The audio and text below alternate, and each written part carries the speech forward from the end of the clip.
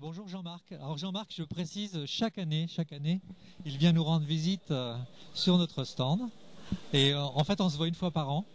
Alors je précise, hein, Jean-Marc Belloc, 6h26 sur 100 km. Bon, c'est de l'histoire ancienne, mais encore bien présente dans ton esprit. Pour moi, oui, c'est encore présent. 6h26, c'était où? À Amiens. Donc les 100 km sur les bords de la Somme, c'est ça? Et ce jour-là, il se passe quoi? C'est l'état de grâce? Tout à fait. J'étais très bien. Et puis, il y a eu de bonnes conditions. Il y avait une course qui était assez relevée. Donc, tout était idéal. Ensuite, tu as eu des petits problèmes de santé, donc la course à pied, tu as été obligé d'arrêter. Mais malgré tout, tu viens te plonger dans l'ambiance chaque année ici à Paris. Je viens surtout me voir les amis. L'ambiance aussi, hein, mais je viens voir quelques amis. Avec qui j'ai gardé des contacts, même si c'est une fois par an. Mais ça me fait plaisir. Comment tu perçois l'évolution du running avec, comme dimanche, 40 000 coureurs, c'est exceptionnel? Bah, c'est quand j'ai commencé à courir, ou même un peu après, c'était inespéré, quoi. Moi, j'ai commencé en 72. Les femmes n'avaient pas le droit de courir plus de 3000 mètres.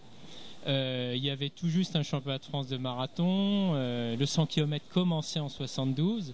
Et puis, on courait dans un coin de ville et quand on avait un verre d'eau à l'arrivée, c'était déjà bien, quoi. Donc, voir ce que je vois là, c'est inespéré, quoi. Et des jambes te démangent quand tu vois ça? Est-ce que tu restes un lecteur attentif, un téléspectateur attentif de l'univers du marathon, ou bien tu regardes ça d'un peu loin? D'un peu loin, mais dernièrement j'ai été voir des petits crosses comme ceux auxquels je participais au tout début, et j'ai retrouvé la même ambiance, la même chaleur. C'était très plaisant parce que je me suis dit, il y a toujours une activité saine, sans violence, sans argent, bon, sans dopage a priori, hein. Et je me dis, bon, tant qu'il y a ça qui reste dans la course à pied, c'est bien. Moi, je crois me souvenir que tu as fait second à Millau Belvès, c'est bien ça? C'est ça, oui. Dans le bon sens? Euh, Millau c'est- Belvès ou Belvès Millau? C'était Belvès-Millau, oui. Est-ce que tu sais que l'épreuve va être réorganisée? Oui, je le sais. Est-ce que tu t'es inscrit? Ah non, non, non. Comme parrain. Comme parrain? Oui, oui, Donc tu seras peut-être sur un vélo pour suivre cette aventure un peu folle. oui, oui, sans doute. Oui, oui, je serai au départ en 2015. L'organisateur m'a contacté. Ça a l'air très sympa.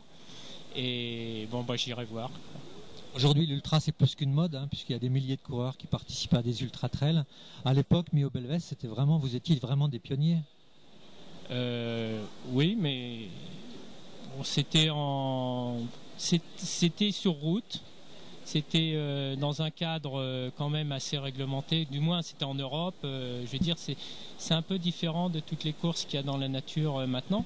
Ça ne veut pas dire que c'était mieux ou moins bien, hein, mais maintenant, il y a beaucoup plus de courses en pleine nature, dans des pays des fois plus risqués, hein. Et donc, nous, c'était quand même plus balisé, si je puis dire. En même temps, c'était quand même une aventure humaine, hein. Ah, sur le plan personnel, oui, c'était quoi.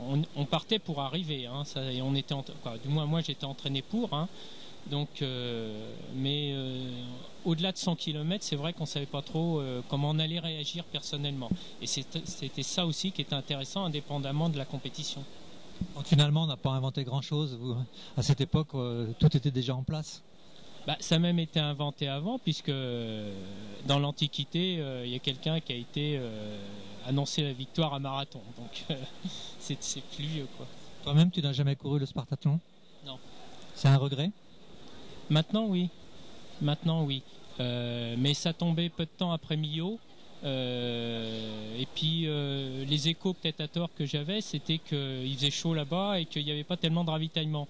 Et bon, pour moi, je pensais certainement à tort, mais c'était un peu rédhibitoire sur une distance au-delà de 100 km d'être un peu laissé sur des routes sans ravitaillement dans un pays où il faisait chaud. Dimanche, tu seras devant ta télé ou tu vas voir l'épreuve sur un bord de trottoir? J'irai peut-être voir pas très loin de l'arrivée. Ouais. Et si tu vas voir, c'est pour voir l'ambiance, c'est pour voir les gens qui prennent du plaisir à courir, ou c'est pour voir la tête de course? Dans quel esprit tu y vas? Un peu tout. Bon, voir la tête de course jusqu'à assez loin, Et puis voir l'ambiance plutôt à la fin.